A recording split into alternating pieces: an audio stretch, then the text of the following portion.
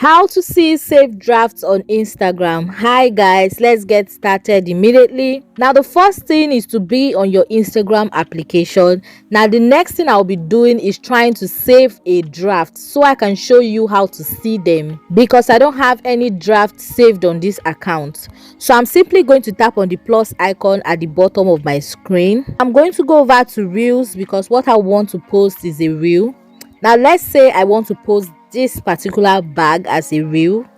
Now when I click on next, and then I'm going to save to draft. Now guys, to see your saved draft on Instagram, you want to click on the plus icon again. Now by the side of recent, you're going to be seeing drafts, and when you tap on it, you're going to see the post that I just made, and you can go ahead and post this by clicking on next after selecting. And you want to go ahead and fill in your captions, edit, and you can share that. Now this is exactly how to see saved drafts on Instagram.